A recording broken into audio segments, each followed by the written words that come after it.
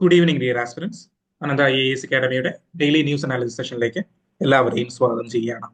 നമുക്ക് സമയം കളയാതെ ഫസ്റ്റ് ആർട്ടിക്കിളിലേക്ക് പോകാം. ഫസ്റ്റ് ആർട്ടിക്കിൾ നമ്മൾ പ്രതീക്ഷിച്ചിരിക്കുന്നത് പോലെ തന്നെ എന്താണ്, സൗദി പാകിസ്ഥാൻ ഡിഫൻസ് പാക്ടിനെ കുറിച്ചിട്ട് ഡീറ്റെയിൽ ആയിട്ടുള്ള അനാലിസിസുകളാണ് ഇന്ന് നമ്മളുടെ ഓപ്പൺ എഡിറ്റോറിയൽ ഭാഗത്തും സെക്കൻഡ് എഡിറ്റോറിയലിന്റെ ഭാഗത്തും വന്നിരിക്കുന്നത്.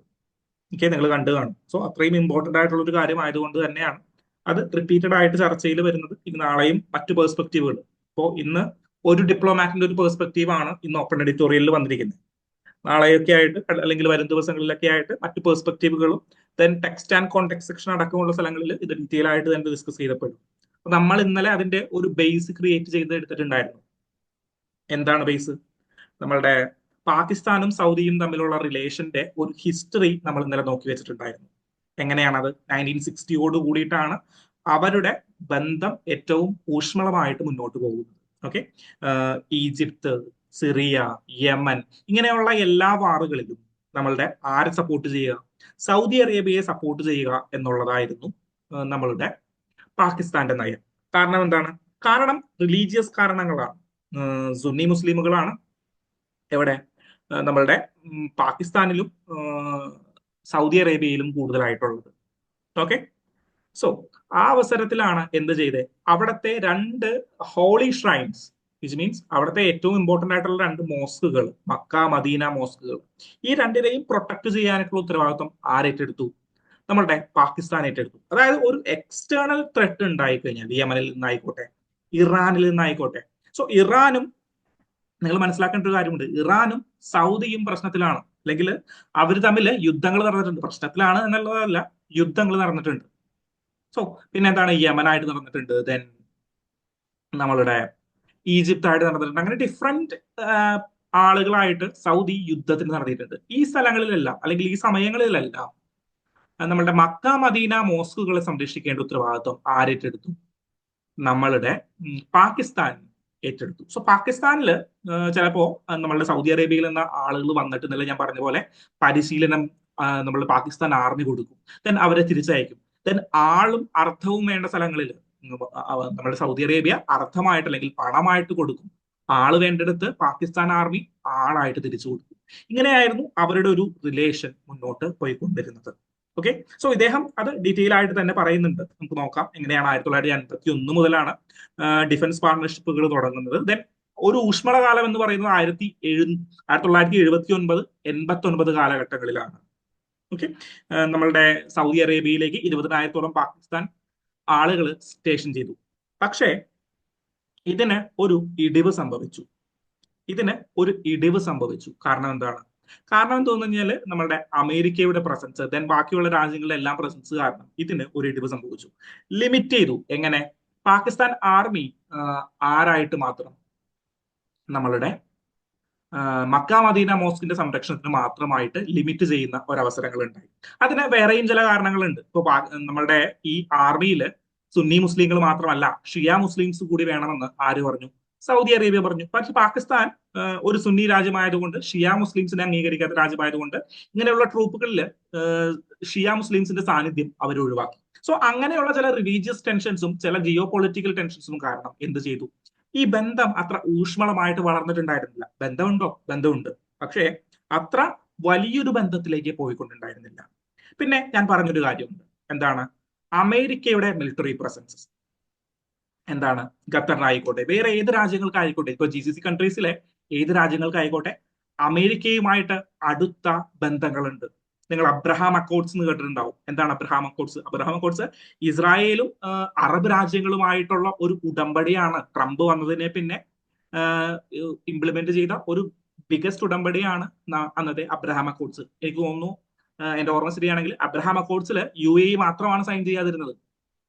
സോ അവിടുത്തെ ആ ഒരു പൊസിഷനിലെ കീ പൊളിറ്റിക്കൽ ഫാക്ടർ എന്ന് പറയുന്നത്, അല്ലെങ്കിൽ കീ ഡിഫൻസ് പാർട്ട്ണർ എന്ന് പറയുന്നത് നമ്മുടെ അമേരിക്ക തന്നെയായിരുന്നു. ദെൻ ഇപ്പോ എന്താ ചേഞ്ച് വരുന്നത്? ഇപ്പോ നമ്മളുടെ അമേരിക്ക എന്ന് പറയുന്ന ആളെ മാറ്റി നിർത്തിക്കൊണ്ട് എന്ത് വരുന്നു? മറ്റ് പല രാജ്യങ്ങളിലേക്കും ഡൈവേഴ്സിഫൈ ചെയ്തു. നമ്മൾ ഇന്നലെ പറഞ്ഞ കാര്യങ്ങൾ തന്നെയാണ്, വേറെ വലിയ വ്യത്യാസങ്ങളൊന്നുമില്ല. വൈ പാകിസ്ഥാൻ? എന്തുകൊണ്ടാണ് പാകിസ്ഥാൻ ഒരു ബിഗസ്റ്റ് അലിയായിട്ട് മാറുന്നത്? Why not Iran? Why not Iraq? Then Turkmenistan, അങ്ങനെ മിഡിൽ ഈസ്റ്റ് കൺട്രീസ് ഒരുപാടുണ്ട്. അല്ലെങ്കിൽ പേർഷ്യൻ കൺട്രീസ് 2 ഉണ്ട്. ദെൻ ടർക്കിയെ വിളിച്ചു വരുത്താത്ത എന്താണ്? ടർക്കി എന്ന് പറഞ്ഞു കഴിഞ്ഞാൽ ഇതിലും വലിയ ശക്തിയല്ലേ? വൈ ടർക്കിനെ വിളിച്ചു വരുത്തിയില്ല? എന്തുകൊണ്ടായിരിക്കും പാകിസ്ഥാനിലേക്ക് തിരിയുന്നത്? Pakistan is the only nuclear country in the Islamic state. Islamic സ്റ്റേറ്റുകളിലെ ഒരൊറ്റ ന്യൂക്ലിയർ കൺട്രിയാണ്. ഈ ന്യൂക്ലിയർ കൺട്രിക്ക് വേണ്ടിയിട്ട് പണം മുടക്കിയിരിക്കുന്നത് ആരാണ്? പണം മുടക്കിയിരിക്കുന്നത്, അർത്ഥം കൊടുത്തിരിക്കുന്നത് നമ്മളുടെ സൗദി അറേബ്യയാണ്. ഓക്കെ, സോ അതിന്റെ റിവാർഡ് ആര് സൗദി അറേബ്യ ഇനി വാങ്ങണം. ഞങ്ങൾ പണം കൊടുത്ത് നിങ്ങൾ ന്യൂക്ലിയർ പവർ ആയതിനു ശേഷം ഞങ്ങൾക്ക് ആവശ്യമുള്ളപ്പോൾ ആ സാധനം തിരിച്ചു തരണ്ടേ? സോ അതും കൂടി ഇതിൽ ഇൻക്ലൂഡഡ് ആയിരിക്കുന്ന ഒരു ഫാക്ടറാണ്.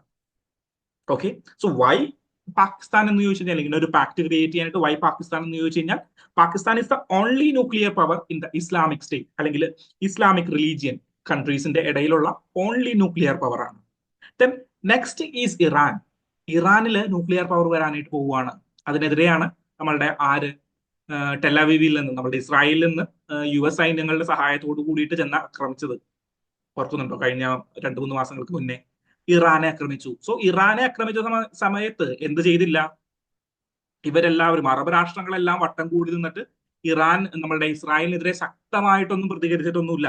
എല്ലാവരുടെ കയ്യിൽ നിന്നും തെറ്റായി പോയി, ആക്രമിക്കാൻ പാടില്ലായിരുന്നു സ്റ്റേറ്റ്മെന്റുകളൊക്കെ വന്നിട്ടുണ്ട്, ശരിയാണ്. പക്ഷേ കൃത്യമായിട്ട് ഇവരെല്ലാവരും കൂടി ഒരുമിച്ച് ചേർന്ന് ഇറാനെ പ്രതിരോധിക്കുന്ന രീതിയിൽ, അല്ലെങ്കിൽ ഇറാനെ സപ്പോർട്ട് ചെയ്യുന്ന രീതിയിൽ ഉള്ള കാര്യങ്ങളൊന്നും നടന്നിട്ടില്ല. കാരണം എന്താ? കാരണം ഇറാനും സൗദി അറേബ്യയ്ക്കായിട്ട് ചെറിയ പ്രശ്നങ്ങൾ നിലനിൽക്കുന്നുണ്ട്. ദെൻ ദോഹയിൽ അറ്റാക്ക് ചെയ്ത് കഴിഞ്ഞപ്പോ, നമ്മളുടെ ഖത്തറിൽ അറ്റാക്ക് ചെയ്ത് കഴിഞ്ഞപ്പോ കാര്യങ്ങൾ മാറി. കാരണം നിയറസ്റ്റ് ആയിട്ടുള്ള അലിയാണല്ലോ, അപ്പോ കാര്യങ്ങൾ മാറി. Then they think about what? അവര് നമ്മളുടെ പാകിസ്ഥാനെ കുറിച്ച് ചിന്തിച്ചു, അല്ലെങ്കിൽ സൗദി അറേബ്യ പാകിസ്ഥാനെ കുറിച്ച് ചിന്തിച്ചു. ഈ ഒരു പാക്ട് മുന്നേയും നിലവിലുള്ള ഒരു പാക്ടാണ്, അല്ലെങ്കിൽ മുന്നേയും സംസാരത്തിലുള്ള ഒരു പാക്ടാണ്. ഒരു 2 ദിവസം കൊണ്ട് മുന്നിട്ടിറങ്ങിയ ഒരു പാക്ട് അല്ല, പകരം ചർച്ചയിൽ ഉണ്ടായിരുന്ന പാക്ടുകളാണ്. പക്ഷേ ഈ അമേരിക്കയുടെ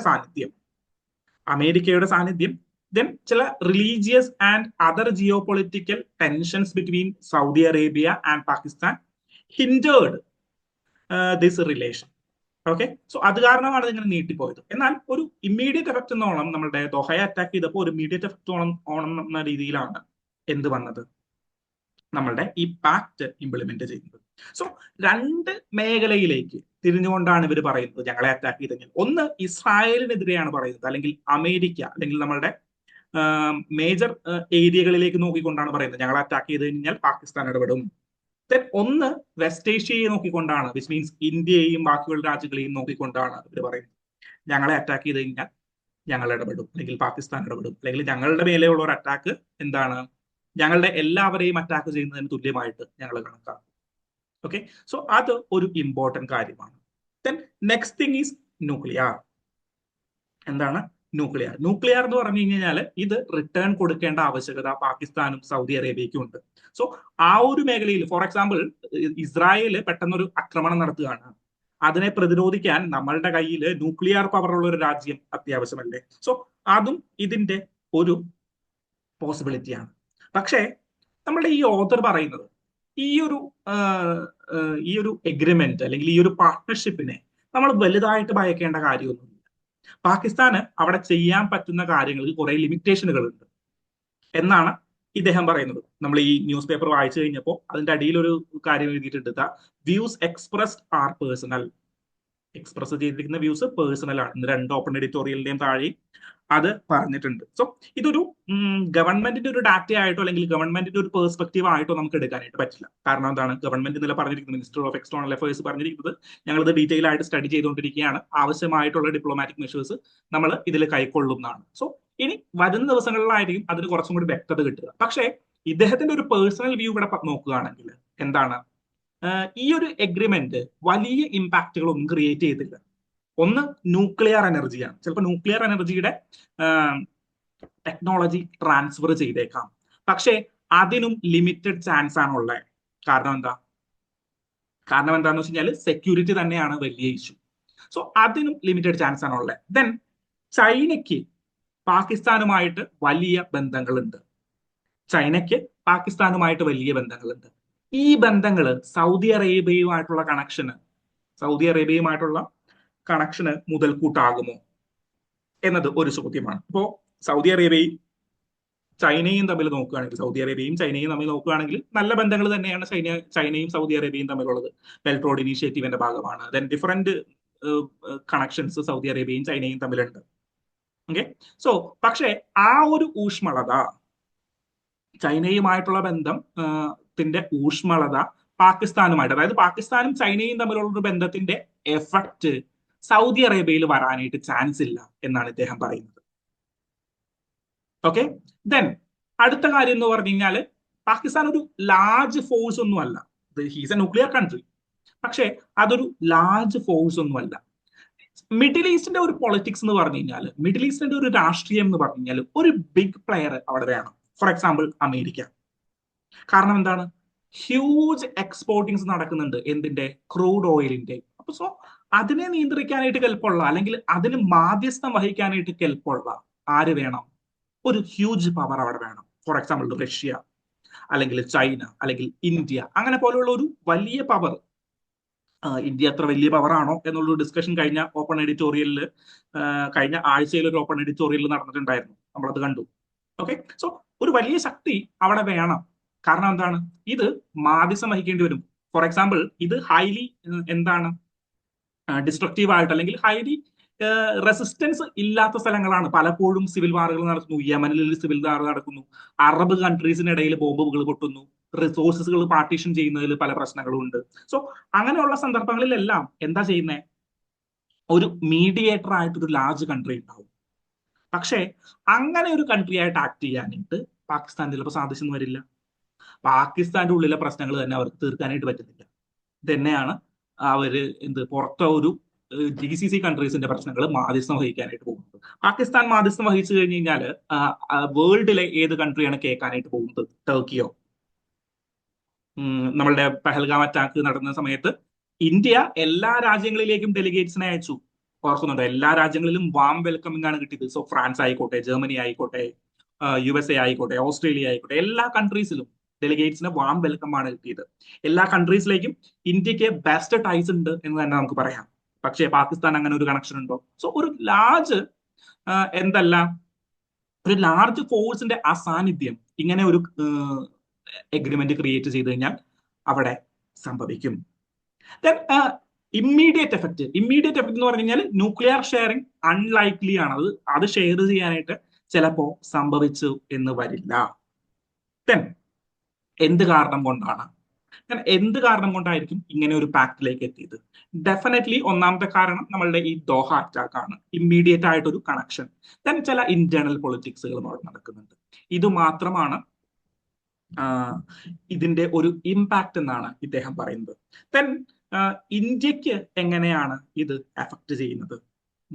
ഇന്ത്യക്ക് എങ്ങനെയാണ് അഫക്ട് ചെയ്യുന്നതെന്ന് വെച്ചാൽ, ഇന്ത്യ മിഡിൽ ഈസ്റ്റിന്റെ പ്രവർത്തനങ്ങൾ കുറച്ചും കൂടി കാര്യക്ഷമമാക്കണം. കാരണം എന്താ? നമ്മളുടെ 5th ലാർജസ്റ്റ് ട്രേഡിംഗ് പാർട്ണർ ആണ് നമ്മളുടെ ഈ മിഡിൽ ഈസ്റ്റ് എന്ന് പറഞ്ഞു കഴിഞ്ഞാൽ. സോ അവരെ വിട്ടുകൊണ്ട്, സൗദി അറേബ്യ എന്ന് പറഞ്ഞു കഴിഞ്ഞാൽ, സോ അവരെ വിട്ടുകൊണ്ടൊരു ഡെവലപ്മെന്റ്, അവരെ വിട്ടുകൊണ്ടൊരു ജിയോ പൊളിറ്റിക്സ് നമുക്ക് സാധ്യമാകില്ല. ഒരിക്കൽ മിഡിൽ ഈസ്റ്റ് പിണങ്ങിപ്പോയി കഴിഞ്ഞു കഴിഞ്ഞാൽ പിന്നെ തിരിച്ചു വരാനായിട്ട് പ്രശ്നമായിരിക്കും. സോ അത് നമ്മൾ എന്ത് ചെയ്യണം? നമ്മൾ കൃത്യമായിട്ട് നമ്മളുടെ ഫോറിൻ പോളിസീസ് കൃത്യമായിട്ട് ഡെവലപ്പ് ചെയ്യേണ്ടതിന്റെ ആവശ്യകതയുണ്ട്. ദെൻ ഇവിടെ മറ്റൊരു ത്രെട്ട് കൂടി പറയുന്നുണ്ട്. ഒരു ത്രെട്ട് എന്ന് പറഞ്ഞു കഴിഞ്ഞാൽ ഇറാൻ ന്യൂക്ലിയർ പവർ ആവാനായിട്ട് പോവുകയാണ്. നിങ്ങൾ ന്യൂക്ലിയർ പവർ ഒക്കെ ഷെയർ ചെയ്യാൻ പോവുകയാണ്. ഇസ്ലാമിക് കൺട്രീസിൽ ഒരു ന്യൂക്ലിയർ പവറേ ഉള്ളൂ, അത് ഞങ്ങളാണ് പാകിസ്ഥാൻ എന്നൊക്കെ പറഞ്ഞു കഴിഞ്ഞാലും ഇറാൻ ന്യൂക്ലിയർ പവർ ആവാനായിട്ട് പോവുകയാണ്. അധികം വൈകാതെ അവരാകും. അവരായി കഴിഞ്ഞു കഴിഞ്ഞാൽ ഒന്ന് നിങ്ങളൊന്ന് ആലോചിച്ച് നോക്കി. ഇന്ത്യയും ഇറാനും തമ്മിൽ ബന്ധങ്ങളുണ്ട്. ചബഹാർ പോർട്ട് ഉണ്ട്. ദെൻ അവർ ആർട്ടിക്കിൾ 370 അബ്രോഗേറ്റ് ചെയ്യുന്നതിന് ചെറുതായിട്ടൊന്ന് വിമർശിച്ചു. പിന്നെ ചില റിലീജിയസ് പ്രശ്നങ്ങൾ അവരെടുത്തിട്ട് അലക്കുന്നുണ്ടെങ്കിലും നല്ല ബന്ധം തന്നെയാണ് ഇന്ത്യയും ഇറാനും തമ്മിലുള്ളത്. ഓക്കെ, ഇറാൻ ന്യൂക്ലിയർ പവർ ആവുകയാണ്. ഇറാൻ ന്യൂക്ലിയർ പവർ ആയി കഴിഞ്ഞു കഴിഞ്ഞാൽ GCC കൺട്രീസിലെ മിഡിൽ ഈസ്റ്റിന്റെ പൊളിറ്റിക്സ് മാറിയോ? മിഡിൽ ഈസ്റ്റിന്റെ പൊളിറ്റിക്സ് മാറും. കാരണം എന്താ? പാകിസ്ഥാനെ താങ്ങേണ്ട ആവശ്യം വരില്ല.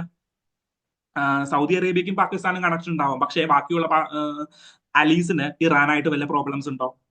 പ്രോബ്ലംസ് കുറവാണ്. പ്രോബ്ലംസ് ഉണ്ട്, പക്ഷെ പ്രോബ്ലംസ് കുറവാണ്. അങ്ങനെയാണെങ്കിൽ ഇറാൻ ന്യൂക്ലിയർ പവർ ആകുക എന്ന് പറഞ്ഞു കഴിഞ്ഞാൽ ആ ഒരു മിഡിൽ ഈസ്റ്റിന്റെ ജിയോ പൊളിറ്റിക്സ് മാറ്റുന്ന ഒരു കാര്യമാണ്. അതുകൊണ്ട് തന്നെയാണ് നമ്മളുടെ നെതന്യാഹു അല്ലെങ്കിൽ ഇസ്രായേൽ പ്രസിഡന്റ് അറ്റാക്ക് ചെയ്തത്.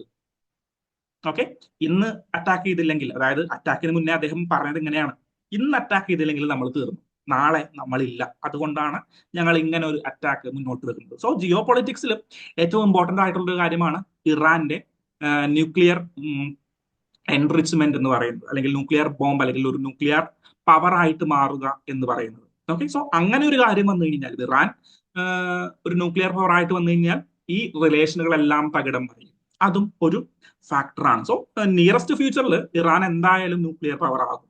സോ ആ ഒരു കാര്യം കൂടി മുന്നിൽ നിർത്തിയിട്ട് വേണം നമ്മൾ എന്ത് ചെയ്യാനായിട്ട്, നമ്മൾ നമ്മളുടെ ഡിപ്ലോമാറ്റിക് റിലേഷനുകൾ മുന്നോട്ട് കൊണ്ടുപോകാനായിട്ട്. Okay, next article is related to India's climate health leadership. അപ്പോ നമ്മളുടെ COP30യുമായി ബന്ധപ്പെട്ടിട്ട് പല മിനിസ്റ്റീരിയൽ മീറ്റിങ്ങുകളും പല ഗവൺമെന്റ് മീറ്റിങ്ങുകളും നടന്നുകൊണ്ടിരിക്കുകയാണ്. അതിൽ ബന്ധപ്പെട്ട ഒരു കാര്യമാണ് ഹെൽത്ത് ആക്ഷൻ പ്ലാൻ. കഴിഞ്ഞ ദിവസം നമ്മളുടെ ബ്രസീലിൽ, അതായത് ഇങ്ങനെ ഒരു COP മീറ്റിംഗ് നടക്കുന്നതിന് മുൻപ് പല ഫോറംസും പല കമ്മിറ്റീസും ഡിസ്കഷൻസ് അവിടെ നടത്തും. ഹെൽത്ത് ആക്ഷൻ പ്ലാൻ, അല്ലെങ്കിൽ ഈ നമ്മളുടെ ഫണ്ടുമായിട്ട് റിലേറ്റഡ് ചെയ്ത്, ഫിനാൻസുമായിട്ട് റിലേറ്റ് ചെയ്ത്, ദെൻ വേറെ NGOസിന്റെ സെപ്പറേറ്റ്, അങ്ങനെ ഡിഫറെന്റ് മീറ്റിങ്ങുകൾ ഇതിന് മുന്നേ നടക്കും. ഓക്കെ, നമ്മൾ G20 സബ്മിറ്റ് നടന്നു ഇല്ലേ, ഇന്ത്യയിലെ G20 സബ്മിറ്റ് നടന്നിട്ടുണ്ടായിരുന്നു. അപ്പൊ നമ്മൾ കണ്ടിട്ടുണ്ടായിരുന്നു അതിന് മുന്നേ പല മിനിസ്റ്റീരിയൽ മീറ്റിംഗ്, ഇപ്പോൾ ആർട്ടിഫിഷ്യൽ ഇന്റലിജൻസുമായി ബന്ധപ്പെട്ട്, ദെൻ ഗവർണൻസുമായി ബന്ധപ്പെട്ട് പല മിനിസ്റ്റീരിയൽ മീറ്റിങ്ങുകൾ പല സ്ഥലങ്ങളിലായിട്ട് വെച്ചിട്ട് നടക്കും. ഓക്കെ, സോ അതുപോലെ ഒരു മീറ്റിംഗ് ആണ് എവിടെ നടന്നിരിക്കുന്നത്? ബെലം എന്ന് പറയുന്ന സ്ഥലത്ത് നടന്നിരിക്കുന്നത്. സോ ബെലം എന്ന് പറഞ്ഞു കഴിഞ്ഞാൽ നമ്മുടെ ബ്രസീലിലെ ഒരു സ്ഥലമാണ്. I don't know whether bellum എന്ന് തന്നെയാണോ പ്രൊനൗൺസ് ചെയ്യുന്നത് എന്ന് എനിക്ക് അറിയില്ല.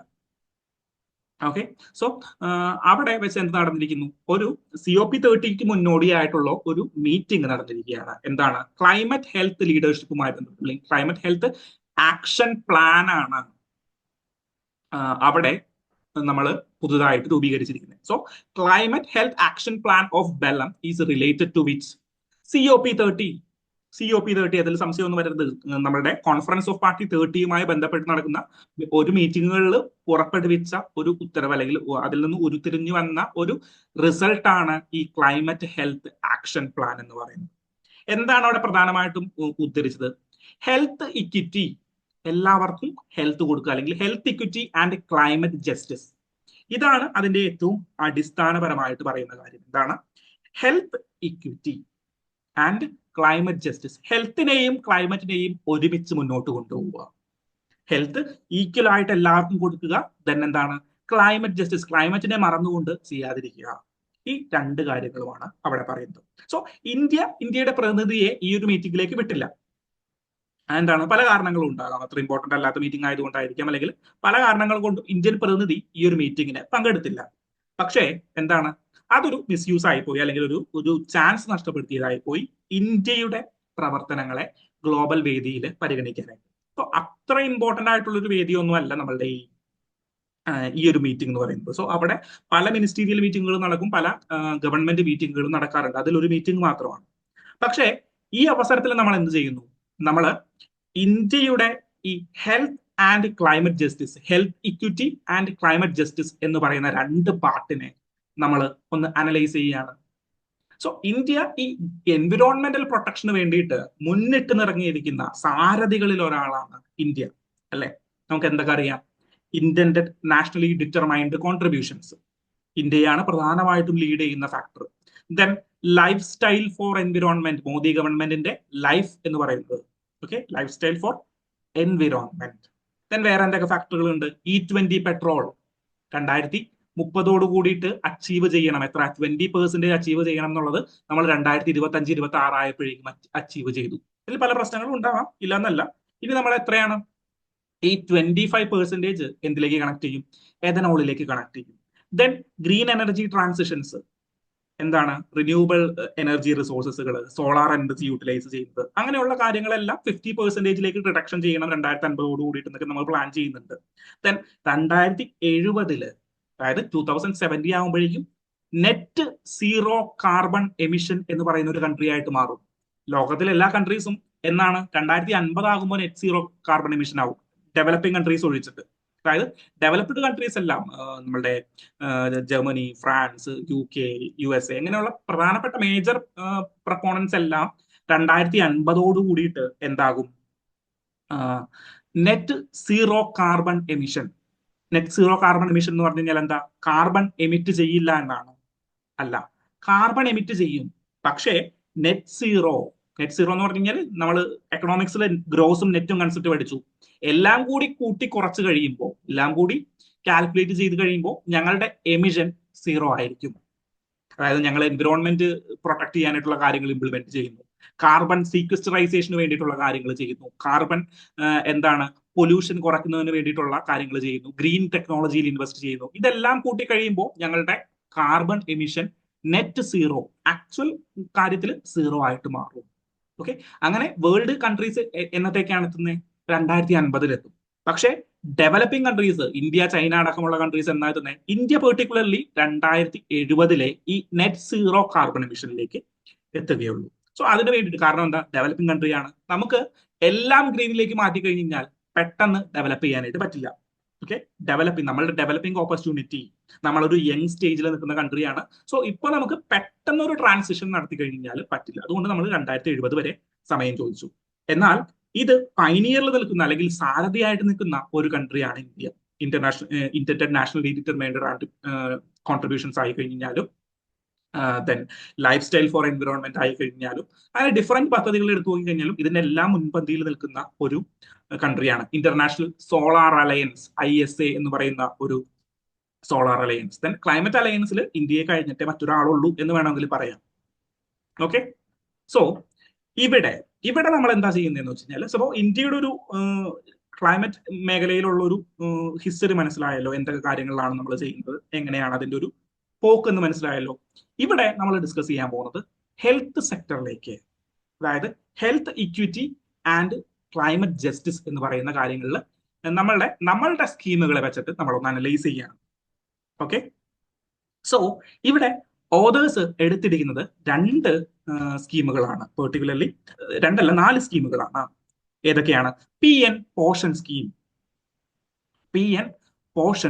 അത് 2022 ഇംപ്ലിമെന്റ് ചെയ്ത ഒരു സ്കീമാണ് PM പോഷൻ സ്കീം. പ്രധാനമന്ത്രി പോഷൻ നിർമാൺ എന്നുള്ളതാണ് ഈ സ്കീമിന്റെ ഒരു ഫുൾ ഫോം എന്ന് പറയുന്നത്. So PM Poshan scheme, Poshan പേരിൽ തന്നെ ഉണ്ട്, എന്താണ്? ന്യൂട്രീഷൻസ് പ്രൊവൈഡ് ചെയ്യുക. ഈ ന്യൂട്രീഷൻസ് പ്രൊവൈഡ് ചെയ്യുന്നത് എങ്ങനെയാണ് ക്ലൈമറ്റ് ജസ്റ്റിസിനെ ബാധിക്കുന്നത്? അല്ലെങ്കിൽ ക്ലൈമറ്റ്, ഇപ്പോൾ ഹെൽത്ത് ഓക്കെ, ന്യൂട്രീഷൻസ് പ്രൊവൈഡ് ചെയ്യുന്നു. Then how is connected with the climate? എങ്ങനെയാണ് ഇത് ക്ലൈമറ്റിൽ കണക്ട് ചെയ്യുന്നത്? വെറുതെ ഒരു പേര് എഴുതി വെച്ചിട്ട് നിങ്ങൾ ക്ലൈമറ്റിലേക്ക് വെറുതെ അങ്ങോട്ട് കണക്ട് ചെയ്യുകയാണോ? അല്ല. ഈ PM പോഷൻ സ്കീമിൽ നമ്മൾ എന്താ ചെയ്യുന്നതെന്ന് വെച്ച് കഴിഞ്ഞാൽ, നമ്മൾ ന്യൂട്രീഷൻസ് ഫുഡ്സ് സ്റ്റുഡൻസിനും അമ്മമാർക്കും, അല്ലെങ്കിൽ മേജർലി കുട്ടികളുടെ ഡിഫറെന്റ് കാറ്റഗറീസ് ഉണ്ട്, പ്രൈമറി, അപ്പർ പ്രൈമറി, അങ്ങനെയുള്ള കാറ്റഗറീസിനെല്ലാം ന്യൂട്രീഷണൽ ഫുഡ്സ് കൊടുക്കും. ഇതില് നമ്മളുടെ സ്റ്റേപ്പിൾ ഫുഡ്സ് ആയ അരിയും വീറ്റും മാറ്റി നിർത്തിയിട്ട് നമ്മൾ എന്ത് ചെയ്യും? പൾസസ്, മില്ലറ്റുകൾ, അങ്ങനെയുള്ള കാര്യങ്ങൾ നമ്മൾ ആർക്ക് കൊടുക്കും? സ്റ്റുഡൻസിന് കൊടുക്കും. ഓക്കെ, എന്താണ്? മില്ലറ്റുകൾ, ധാന്യവിളകൾ, അങ്ങനെയുള്ള കാര്യങ്ങൾ നമ്മൾ കൊടുക്കും. സോ മില്ലറ്റ്സിന് ഒരു പ്രത്യേകതയുണ്ട്. എന്താണ്? മില്ലറ്റ്സ് യൂസ് ചെയ്ത് കഴിഞ്ഞാൽ ന്യൂട്രീഷണൽ വാല്യൂസ് കൂടുതലാണ്. ദെൻ അതുകൂടാണ്ട് എന്തുണ്ട്? വെള്ളം ഉൾപ്പെടെയുള്ള കാര്യങ്ങൾ കുറച്ച് യൂസ് ചെയ്താൽ മതി. ഇപ്പൊ നിങ്ങൾ അരിയും ഗോതമ്പും ക്രിയേറ്റ് ചെയ്യാനായിട്ട് ഉണ്ടാകുന്ന വെള്ളത്തിനേക്കാളും, സോ ഇന്ത്യയിലെ ഏറ്റവും കൂടുതൽ ക്ലൈമറ്റിനെ ബാധിക്കുന്ന 2 കൾട്ടിവേഷനുകളാണ്. ഒന്ന് അരി, കാരണം എന്താണ്? വെള്ളം കെട്ടി നിർത്തിയിട്ട് വാട്ടർ അത്രയും യൂസ് ചെയ്തിട്ട് വേണം, വാട്ടർ റിസോഴ്സ് എക്സ്പ്ലോയിറ്റ് ചെയ്തിട്ട് വേണം അരി ഉൽപ്പാദിപ്പിക്കാനായിട്ട്. രണ്ടാമത്തത് ഷുഗർ കെയിൻ ആണ്. ഷുഗർ കെയിൻ ഉൽപ്പാദിപ്പിക്കണമെങ്കിലും എന്ത് വേണം? ഹ്യൂജ് വാട്ടർ റിസോഴ്സസ്, അല്ലെങ്കിൽ വാട്ടർ അവൈലബിലിറ്റി ഉണ്ടായിരിക്കണം. ഈ 2 കാര്യങ്ങളും എൻവിറോൺമെന്റൽ ഫ്രണ്ട്ലി ആയിട്ടല്ല ഇന്ത്യയിൽ നടക്കുന്നത്. ഓക്കെ, സോ നമ്മൾ എന്ത് ചെയ്തു? നമ്മൾ PN പോഷൻ സ്കീമിലൂടെ അരി കൊടുക്കുകയല്ല ചെയ്തത്, പകരം എന്ത് കൊടുത്തു? മില്ലറ്റ്സ് കൊടുത്തു. മില്ലറ്റ്സ് എന്ന് പറഞ്ഞു കഴിഞ്ഞാൽ എന്താണ്? മില്ലറ്റ്സ് എന്ന് പറഞ്ഞു കഴിഞ്ഞാൽ ലെസ് വാട്ടർ റിസോഴ്സുകൾ അവൈലബിൾ ആയിട്ടുള്ള ക്രോപ്പുകളാണ് millets. Okay, then drought resistant ആയിട്ടുള്ള, അതായത് കുറച്ച് ചെറിയൊരു ഡ്രോട്ട് വന്നു കഴിഞ്ഞാലും വലിയ വെള്ളം ഇല്ലെങ്കിലും നമ്മളുടെ മില്ലറ്റുകൾക്ക് പിടിച്ചു നിൽക്കാനായിട്ടുള്ള വെറൈറ്റികളുണ്ട്. ഓക്കെ, സോ അതുവഴി നമ്മൾ എന്ത് ചെയ്തു? ഹെൽത്ത് ഇക്വിറ്റി നമ്മൾ പ്രൊവൈഡ് ചെയ്തു, ക്ലൈമറ്റ് ജസ്റ്റിസ് കൂടിയിട്ട് പ്രൊവൈഡ് ചെയ്തു. Then of course Swachh Bharat Abhiyan 2014 implement ചെയ്ത ഫ്ലാഗ്ഷിപ്പ് പ്രൊജക്ട് ആണ് സ്വച്ഛ് ഭാരത് അഭിയാൻ. എങ്ങനെയാണ്? ടോയ്ലറ്റുകൾ നമ്മൾ നിർമ്മിച്ചു, ദെൻ ക്ലീൻ ചെയ്തു, സ്ഥലങ്ങളെല്ലാം ക്ലീൻ ചെയ്തു, പൊതുസ്ഥലങ്ങളിൽ ഇത് ചെയ്യാൻ പാടില്ല, അങ്ങനെ ഒരുപാട് കാര്യങ്ങൾ ചെയ്തു. സോ അവിടെയും രണ്ട് കാര്യങ്ങൾ ചെയ്തു. എന്താണ്? ഹെൽത്തിന് പ്രയോറിറ്റി കൊടുത്തു, ക്ലൈമറ്റ് ചേഞ്ചിന്റെ ജസ്റ്റിസ് ഉറപ്പാക്കി. ഓക്കെ, സ്വച്ഛ് ഭാരത് അഭിയാൻ ഡീറ്റെയിൽ ആയിട്ട് നിങ്ങൾക്ക് അറിയാലോ, നമ്മൾ ഡിസ്കസ് ചെയ്യേണ്ട കാര്യമില്ലല്ലോ. ദെൻ പ്രധാനമന്ത്രി ഉജ്ജ്വല യോജന. ഉജ്ജ്വല യോജന നിങ്ങൾ കേട്ടിട്ടുണ്ടോ? കേട്ടിട്ടില്ലെങ്കിൽ ഇപ്പൊ കേട്ടോളാം. ഉജ്ജ്വല യോജന എന്ന് പറഞ്ഞു കഴിഞ്ഞാൽ 2016 ഇംപ്ലിമെന്റ് ചെയ്ത ഒരു സ്കീമാണ്. പെർട്ടിക്കുലർലി എന്തിനു വേണ്ടിയിട്ടാണ്? നമ്മളുടെ ഈ ഗ്യാസ് അല്ലെങ്കിൽ ക്ലീൻ ഫ്യൂവൽ ഉപയോഗിച്ചുകൊണ്ട് ആളുകൾ കുക്ക് ചെയ്യട്ടെ എന്നുള്ളത് വുമൺ സ്പെസിഫിക് ആയിട്ട് കൂടിയിട്ട് നമ്മൾ ഇംപ്ലിമെന്റ് ചെയ്ത ഒരു സ്കീമാണ് പ്രധാനമന്ത്രി ഉജ്ജ്വല. ജ്വലിക്കുക മീൻസ് ഫയർ. ഓക്കെ, സോ അതുമായിട്ട് കണക്ട് ചെയ്ത് പഠിക്കുക. നമ്മളുടെ ക്ലീൻ എനർജിയുമായി ബന്ധപ്പെട്ട് അല്ലെങ്കിൽ നമ്മളുടെ gas, clean cooking gas provide ചെയ്യുക, LPG കണക്ഷൻസ് കൊടുക്കുക എന്നുള്ളതാണ് പ്രധാന ഉദ്ദേശം. സോ ഈ LPG കണക്ഷൻസ് കൊടുക്കുന്നത് എങ്ങനെയാണ് ക്ലൈമറ്റ് ആക്ഷനുമായി ബന്ധപ്പെട്ട് നിൽക്കുന്നത്? എങ്ങനെയാണ് LPG കണക്ഷൻസ് കൊടുത്തു കഴിഞ്ഞാൽ എങ്ങനെയാണ് ഹെൽത്തിലേക്ക് കണക്ട് ചെയ്യുന്നത്? ഹെൽത്തിലേക്ക് കണക്ട് ചെയ്യണമെങ്കിൽ നിങ്ങൾ വാക്സിൻ കൊടുക്കണ്ടേ, അല്ലെങ്കിൽ ഒരു ഹെൽത്ത് ഇൻഫ്രാസ്ട്രക്ചർ ബിൽഡ് ചെയ്യണ്ടേ? ഇതെങ്ങനെയാണ് ഹെൽത്തിലേക്കും ക്ലൈമറ്റിലേക്കും കണക്ട് ചെയ്യുന്നത്? ബിക്കോസ് ഹെൽത്തിലേക്ക് കണക്ട് ചെയ്യുന്ന ഒറ്റ കാര്യമാണ്. ഒന്ന്, ഈ ക്ലീൻ ഫ്യൂവൽ, അതായത് LPG കണക്ഷനുകൾ ഇല്ലാത്ത വീടുകളിൽ എങ്ങനെയാണ്? ഇപ്പൊ നോർത്ത് ഈസ്റ്റിലേക്ക് നിങ്ങൾ പോയി കഴിഞ്ഞാൽ, അല്ലെങ്കിൽ നോർത്തിലേക്ക് നിങ്ങൾ പോയി കഴിഞ്ഞാൽ പല വീടുകളിലും 2016 മുന്നേ എന്തുണ്ടായിരുന്നില്ല? LPG കണക്ഷൻസ് ഉണ്ടായിരുന്നില്ല. അവര് ഈ അടുപ്പ് കൂട്ടിയിട്ടാണ് കത്തിച്ചുകൊണ്ടിരുന്നത്. സോ അടുപ്പ് കൂട്ടിയിട്ട് കത്തിക്കുമ്പോൾ അവര് ഈ വുഡൻ റിസോഴ്സുകൾക്ക് വേണ്ടിയിട്ട് അല്ലെങ്കിൽ കത്തിക്കാനായിട്ടുള്ള റിസോഴ്സിന് വേണ്ടിയിട്ട് ഒരുപാട് ദൂരം സഞ്ചരിക്കേണ്ടി വരും. രണ്ടാമത്തെ കാര്യം എന്ന് പറഞ്ഞു കഴിഞ്ഞാൽ ഇതിൽ നിന്ന് വരുന്ന പുക, ദെൻ കാർബൺ, അങ്ങനെയുള്ള കാര്യങ്ങൾ എന്ത് ചെയ്യുന്നു? ഇവരുടെ ശ്വാസകോശത്തെയും ഹെൽത്തിനെയും അഫക്ട് ചെയ്യുന്നു. ഒന്നാമത് ഇവരുടെ ടൈം പോകുന്നു. വുമൻസ് എക്കോണമിക് റിസോഴ്സസിന് വേണ്ടിയിട്ട് അല്ലെങ്കിൽ എക്കോണമിക് യൂട്ടിലൈസേഷൻ ചെയ്യേണ്ട ടൈം ഇവര് അടുക്കളയിൽ പുകയൂതിക്കൊണ്ട് കളഞ്ഞുകൊണ്ടിരിക്കുകയാണ്. രണ്ടാമത്തെ കാര്യം, ഈ പുക ശ്വസിച്ചിട്ട് അല്ലെങ്കിൽ ഇതിൽ നിന്ന് വരുന്ന ആഫ്റ്റർ എഫക്റ്റ് കാരണം ഇവർക്ക് എന്ത് പറ്റുന്നു? ഇവരുടെ ഹെൽത്തിന് കൺസേൺസ് വരും. സോ ആ ഒരു കാര്യം, ആ ഒരു ഹെൽത്ത് കൺസേൺ ഒഴിവാക്കി, ഉജ്ജ്വല യോജന വന്നപ്പോൾ ഒഴിവാക്കി. രണ്ടാമത്തെ കാര്യം, എങ്ങനെയാണ് ക്ലൈമറ്റ് ജസ്റ്റിസിനെ അഫക്ട് ചെയ്യുന്നത്? ക്ലൈമറ്റ് ജസ്റ്റിസിനെ അഫക്ട് ചെയ്യുന്നത് ഒന്നാമത്തെ കാര്യം എന്ന് പറഞ്ഞു കഴിഞ്ഞാൽ ഈ ക്ലീൻ എനർജിയാണ്. ഓക്കെ, ക്ലീൻ എനർജിയാണ്. സോ ഈ നമ്മൾ വിറക് കത്തിക്കുമ്പോഴും അല്ലെങ്കിൽ അതുമായി ബന്ധപ്പെട്ട കാര്യങ്ങൾ കത്തിക്കുമ്പോഴും എനർജിക്ക് പൊല്യൂഷൻ അല്ലെങ്കിൽ നേച്ചറിന് പൊല്യൂഷൻ സംഭവിക്കുന്നുണ്ട്. സോ ആ ഒരു പൊല്യൂഷൻ പാർട്ടിനെ ക്ലീൻ എനർജി ത്രൂ എലിമിനേറ്റ് ചെയ്തു. നമ്മളുടെ LPG കണക്ഷൻസ് കൊടുത്തിട്ട് നമ്മൾ എലിമിനേറ്റ് ചെയ്തു. അതാണ് പ്രധാനമന്ത്രി Ujjwala Yojana. Then MG NREGA scheme, Mahatma Gandhi national rural employment guarantee scheme. എങ്ങനെയാണ് റൂറൽ എംപ്ലോയ്മെന്റ്? റൂറൽ എംപ്ലോയ്മെന്റ് എന്ന് പറഞ്ഞാൽ പ്രധാനമായിട്ടും തൊഴിൽ കൊടുക്കുക എന്നുള്ളതാണ്. പക്ഷേ തൊഴിൽ കൊടുത്തു കഴിഞ്ഞാൽ ഓട്ടോമാറ്റിക്കലി ഇവർക്ക് പർച്ചേസിങ് പവർ കൂടും, ഇല്ലേ? ഇവർക്ക് സാധനങ്ങൾ വാങ്ങിക്കാനായിട്ട് പറ്റും. സോ അവരുടെ ഹെൽത്തി ഫുഡ് വാങ്ങിക്കാനായിട്ട് അവരുടെ കയ്യിൽ പൈസ എത്തുകയാണ്.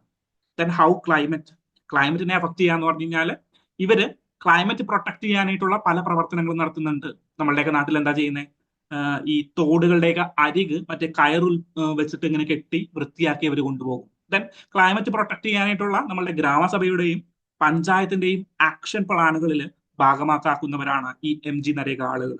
ദെൻ ഇവര് മാത്രമല്ല, നമ്മൾ ഇതിൽ പറഞ്ഞിരിക്കുന്നത് പോലെ തന്നെ സെൽഫ് ഹെൽപ്പ് ഗ്രൂപ്പ്സ് നടക്കുന്നുണ്ട്, ആശാ വർക്കേഴ്സ് ഇതിന് പ്രൊമിനന്റ് ആയിട്ട് വർക്ക് ചെയ്യുന്നുണ്ട്. സോ ഹെൽത്തും ക്ലൈമറ്റ് ജസ്റ്റിസും ഇന്ത്യയിൽ ഒരുപോലെ നടപ്പാക്കാനായിട്ട് ഇങ്ങനെയുള്ള പദ്ധതികൾക്കെല്ലാം സാധിക്കുന്നുണ്ട്. ആശാ വർക്കേഴ്സിന് സാധിക്കുന്നുണ്ട്, സെൽഫ് ഹെൽപ്പ് ഗ്രൂപ്പ്സിന് സാധിക്കുന്നുണ്ട്, NGOസിന് സാധിക്കുന്നുണ്ട്, അങ്ങനെ ഡിഫറെന്റ് ആളുകൾക്ക് സാധിക്കുന്നുണ്ട്.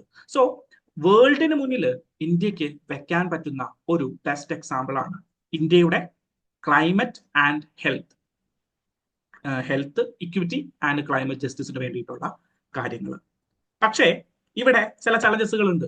എന്താണ്?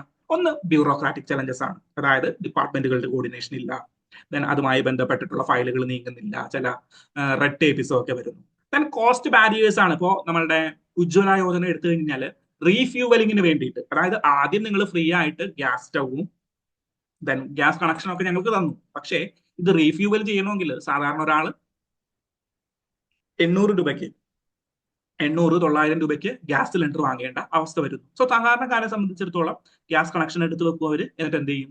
വീണ്ടും അവര് വിറക് പറക്കാനായിട്ട് പോകും. ഓക്കെ, സോ ആ ഒരു സിറ്റുവേഷനിൽ നിന്ന് മാറണം. ദെൻ കൾച്ചറൽ ഇനീക്വാലിറ്റീസ് ഉണ്ട്.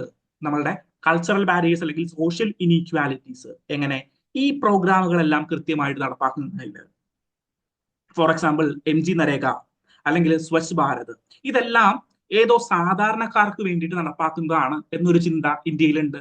അതായത് പാവങ്ങൾക്ക് വേണ്ടിയിട്ട്, അതിദരിദ്രരായവർക്ക് വേണ്ടിയിട്ട് നടപ്പാക്കുന്നതാണ് എന്നൊരു ചിന്ത സാധാരണ ജനങ്ങളുടെ ഇടയിലുണ്ട്. സോ അങ്ങനെ ഒരു ചിന്ത വന്നു കഴിയുമ്പോൾ എന്ത് പറ്റും? അങ്ങനെ ഒരു ചിന്ത വന്നു കഴിയുമ്പോൾ നമ്മളുടെ ഈ ക്ലൈമറ്റ് ജസ്റ്റിസിന് വേണ്ടിയിട്ട്, അതായത് അത് അവർ നോക്കിക്കോളും, നമ്മളുടെ ഉത്തരവാദിത്തമല്ല എന്നൊരു ബാരിയർ അവിടെ ക്രിയേറ്റ് ചെയ്യപ്പെടും. സോ ഒരു long term growth, long term ഒരു പ്ലാന് നടക്കാതെ പോകും. Then of course outcome measurement gap, അതായത് ഇന്ത്യയിൽ നടക്കാത്തൊരു കാര്യമാണ് എന്ത്? ഔട്ട്കം മെഷർ ചെയ്യുന്നില്ല. നമ്മൾ എങ്ങനെയാ മെഷർ ചെയ്യുന്നത്? നമ്മൾ എക്സ്പെൻഡിച്ചർ ആണ് മെഷർ ചെയ്യുന്നത്. അതായത് ഒരു project, for example M G നരേഗ എന്ന് പറയുന്ന സ്കീം എന്ത് ചെയ്തു? ഇത്ര രൂപ അവർക്ക് ചെലവഴിച്ചു. പക്ഷേ ഇത് എങ്ങനെ എഫക്റ്റീവ്ലി ചെലവഴിച്ചു, അതായത് ഇതിൽ നിന്ന് എന്ത് ഔട്ട്കംസ് നമുക്ക് ക്രിയേറ്റ് ചെയ്തെടുക്കാൻ സാധിച്ചു എന്നുള്ളതിന്റെ ഒരു ഡിസ്കഷൻ ഇവിടെ നടക്കുന്നില്ല. അങ്ങനെയുള്ളതിന്റെ ഒരു നാഷണൽ വൈഡ് ഡാറ്റ നമ്മളുടെ കയ്യിലില്ല.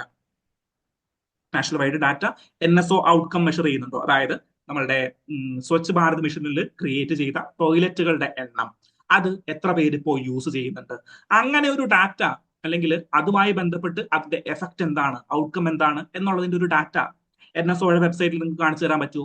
ഇല്ല. പക്ഷേ ഇതിന് എത്ര രൂപ ചെലവഴിച്ചു, ഇത് എത്ര മേഖലയിലേക്ക് എത്തി എന്നുള്ളതിന്റെ ഒരു ഡാറ്റ ഉണ്ട്, എക്സ്പെൻഡിച്ചറിന്റെ ഒരു ഡാറ്റ നമുക്ക് കാണാനായിട്ട് പറ്റും. സോ ഔട്ട്കം മെഷർമെന്റിലുള്ള ഒരു ഗ്യാപ്പ് നമ്മളുടെ ഇടയിലുണ്ട്. അത് ഒരു ഹ്യൂജ് പ്രോബ്ലം ആയിട്ട് ക്രിയേറ്റ് ചെയ്യുന്നുണ്ട്. സോ ഇന്ത്യയെ എന്ത് ചെയ്യാൻ പറ്റും? ഈ ചലഞ്ചസുകൾ മാറ്റി നിർത്തി കഴിഞ്ഞ് കഴിഞ്ഞാൽ ഇന്ത്യയുടെ ക്ലൈമറ്റ് ആക്ഷനും ഹെൽത്ത് ആക്ഷനും വേണ്ടിയിട്ട് നമ്മുടെ ലോകത്തിന് മുന്നിൽ നമുക്ക് കാണിച്ചു കൊടുക്കാൻ പറ്റുന്ന ഒരു കാര്യമാണ് എന്ത്? ഈ പറയുന്ന 4 പ്രോഗ്രാമുകളും ഇത് കൂടാണ്ട് ഉള്ള നമ്മളുടെ ആക്ഷൻ പ്ലാനുകളും. സോ ആ ഒരു ഡിസ്കഷനാണ് ഇവിടെ ഡീറ്റെയിൽ ആയിട്ട് വന്നിരിക്കുന്നത്. ഓക്കെ, അങ്ങനെയാണെങ്കിൽ നമുക്ക് ഈ ഒരു ഡിസ്കഷനിലേക്ക് പോകാം. എന്താണ്? The SC cites preamble to reject plea against Banu Mastak opening Dasra in Mysuru. മൈസൂരിൽ ദസറ ഫെസ്റ്റിവൽ നടന്നുകൊണ്ടിരിക്കുകയാണ്. ദസറ ഫെസ്റ്റിവൽ നടക്കുമ്പോൾ എന്താണ്, നമ്മൾ കഴിഞ്ഞ ദിവസം ദസറ ഫെസ്റ്റിവലിനെ കുറിച്ചിട്ട് ഡീറ്റെയിൽ ആയിട്ട് പഠിച്ചു. നമ്മുടെ മഹാനവമി ദിവസങ്ങളിലാണ് ഈ ഫെസ്റ്റിവൽ നടന്നുകൊണ്ടിരിക്കുന്നത്. സോ ദസറ ഫെസ്റ്റിവലില് ഒരു മുസ്ലിമിനെ കൊണ്ടിട്ട് അത് ഉദ്ഘാടനം ചെയ്യിക്കുന്നു എന്ന് പറഞ്ഞിട്ടൊരു കോടതിയിലേക്ക് ഒരു പെറ്റീഷൻ പോയിരിക്കുകയാണ്. കോടതി പറഞ്ഞു ഓടിക്കൊള്ളണം, പ്രിയാമ്പിളിൽ എന്താ പറഞ്ഞിരിക്കുന്നത്, എടുത്തിട്ട് അലക്കിയിട്ട് വിട്ടു, ഇനി ഇമാതിരി കേസുമായിട്ട് ഇങ്ങടേക്ക് വന്നേക്കരുത്, കാരണം പ്രിയാമ്പിൾ എടുത്ത് വായിച്ചു നോക്കടോ എന്നാണ് ബേസിക് ആയിട്ട് പറഞ്ഞത്. പ്രിയാമ്പിളിൽ എന്താ പറഞ്ഞിരിക്കുന്നത്? We, the people of India, having solemnly resolved to constitute India into a sovereign, socialist, secular, democratic republic. എങ്ങനെയാണ്?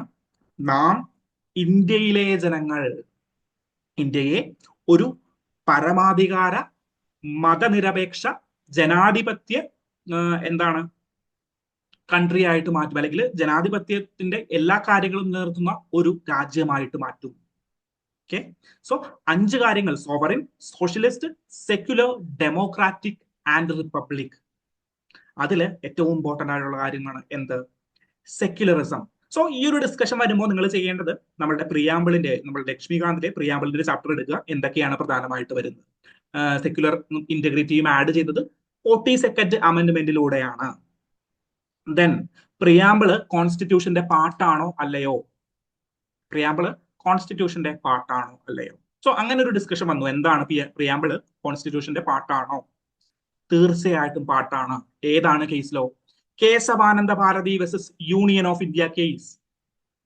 Okay, Kesavananda Bharati case 1973. Then Kesavananda Bharati കേസിൽ മാത്രമാണോ? അല്ല, LIC, life insurance corporation of India versus union of India case എന്ന് പറഞ്ഞ later കേസിലും, അതായത് 1974 ശേഷം വരുന്ന LIC കേസിലും എന്ത് പറഞ്ഞു? നമ്മളുടെ കോടതി പറഞ്ഞു, മക്കളെ, നമ്മളുടെ പ്രിയാമ്പിൾ എന്ന് പറയുന്നത് കോൺസ്റ്റിറ്റ്യൂഷന്റെ ഭാഗമാണ്.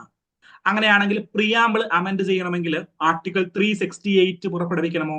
368 പുറപ്പെടുവിക്കണം. Which means constitutional amendment act ഇല്ലാണ്ട് പ്രിയാമ്പിളും അമെൻഡ് ചെയ്യാനായിട്ട് പാടില്ല.